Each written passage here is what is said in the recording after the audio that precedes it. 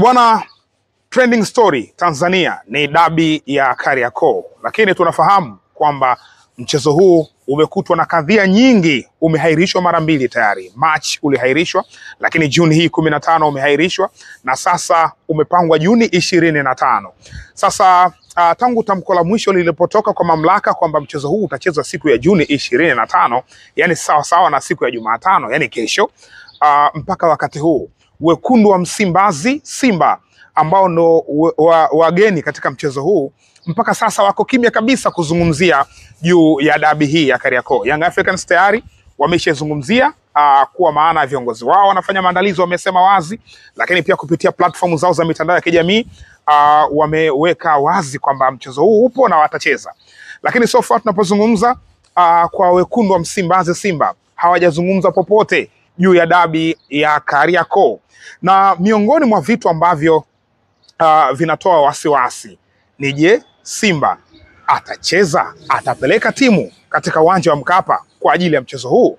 Sasa wasiwasi huu umekwenda mbali zaidi kwa watu kuuliza maswali. Mchezo unachezwa kesho, lakini bado maswali yamekuwa mengi kama Simba atacheza au la.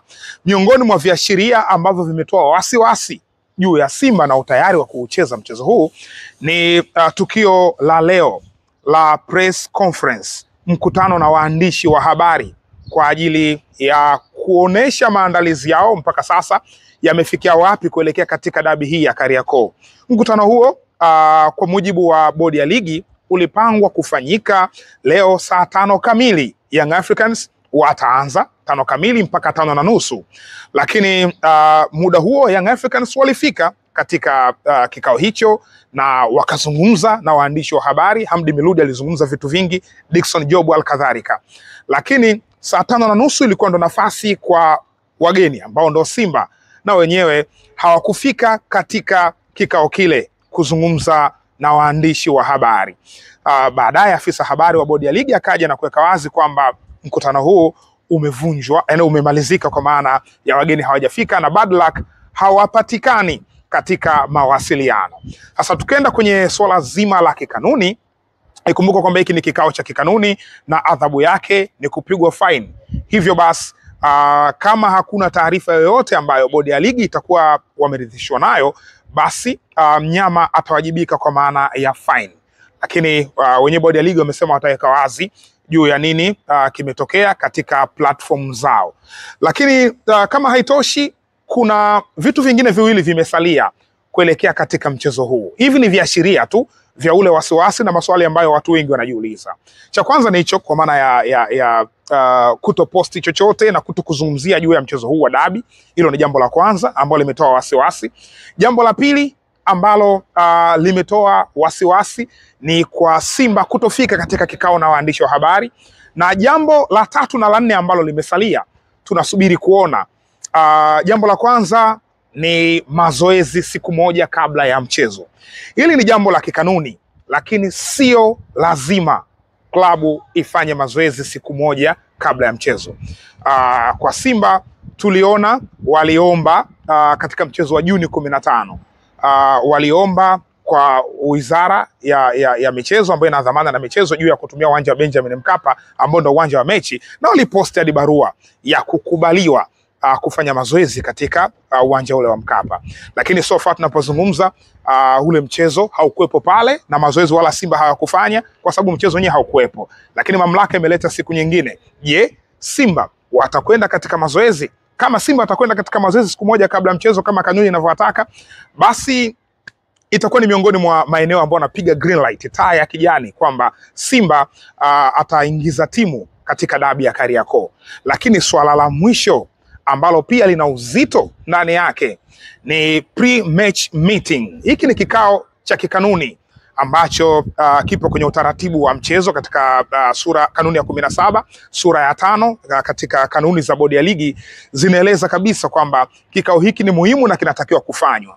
Na pale wameainisha muda kuanzia saa 4 asubuhi siku moja kabla, lakini kwa sababu mbalimbali inawezekana kikao kikafanyika siku ya mechi endapo kutakuwa kuna sababu zenye mashiko kutoka kwenye klabu husika ambazo zinakwenda kucheza huo mchezo. Lakini kikao hicho ni kikao muhimu kwa sababu dhima kuu ya kikao hichi ni kujua taratibu zote zimefikia kwenye hatua gani za kuelekea katika mchezo, kwa maana ya kama gari la kubebea wagonjwa kwa maana ambulance iko pale, waamuzi wamefika, watu wa usalama wako pale, watu wa usimamiaji wa uwanja wako pale, lakini klabu zote mbili sare ambazo tazitumia katika mchezo, let's say Simba na Yanga, sare ambazo tutazitumia of course ni timu ambazo zifanani kwenye sare, lakini ni muhimu kujua kwamba tutatumia jezi hizi na hawa tutatumia jezi hizi. Kwa hiyo ni mkutano ambao ni muhimu kweli kweli. Nimejaribu tu kutaja baadhi ya watu, lakini hata watu wa usalama wanatakiwa kuwepo katika hicho kikao. Kikao kinaunganisha watu wengi kweli kweli, na cha kikanuni inaeleza hivyo.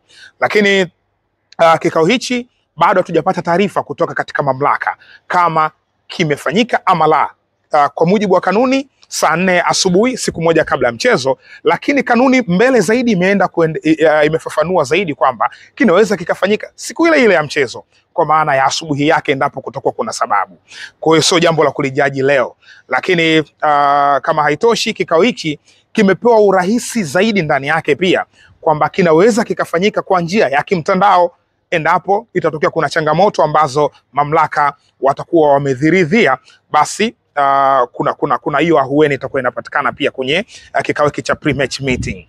Sasa hivi ni vitu vinne ambavyo kwa mnyama mpaka sasa kuna viwili vimetokea ambavyo vimetoa wasiwasi, kwa maana ya kutokuzungumzia mchezo, kutokea katika press conference na waandishi wa habari kikanuni, lakini pia pre-match meeting mpaka sasa hivi hatujajua nini kinaendelea, na jambo jingine ni jambo la kupeleka timu uwanjani. Sasa hili ndo baba lao hapa, maana yake katika mchezo kanuni zinawahitaji timu zote mbili zifike kikanuni na zitoe taarifa pia, kwa sababu kuna kuna kampuni ya haki ya matangazo hapo, nazungumzia Azam TV.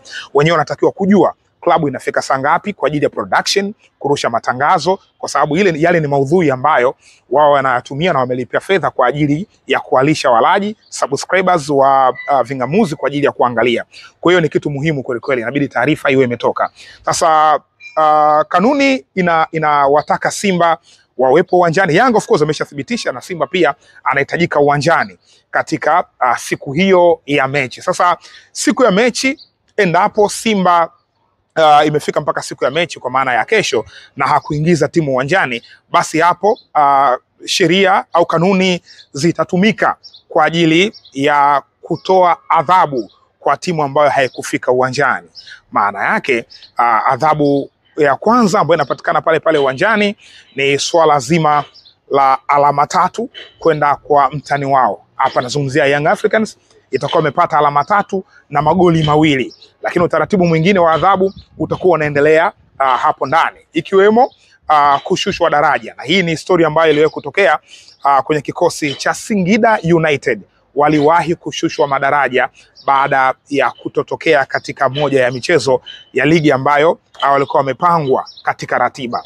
Kwa hiyo mpaka sasa hivi mazingira yako hivyo, lakini maswali yamekuwa mengi. Lakini hivyo ni vitu vinne ambavyo nimejaribu kuvizungumza hapa kama viashiria vya kuonesha mazingira ya wasiwasi, watu kujiuliza maswali kama mchezo upo au hautokuwepo, hususan kutoka upande wa timu mgeni kwa maana ya Simba Sports Club.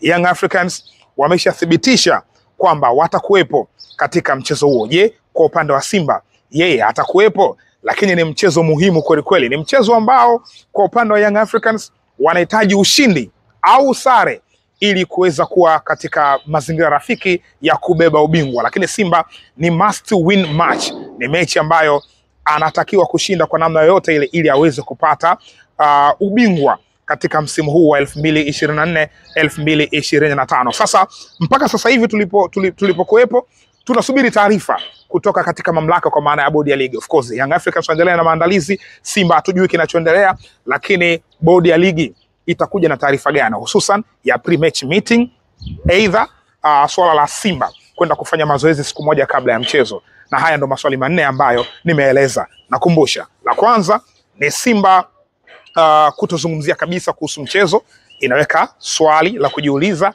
La pili ni kutofika uwanjani, ni kutofika katika kikao cha waandishi wa habari, kikao ambacho ni cha kikanuni na ni muhimu, na hapo ndani yake kuna fine.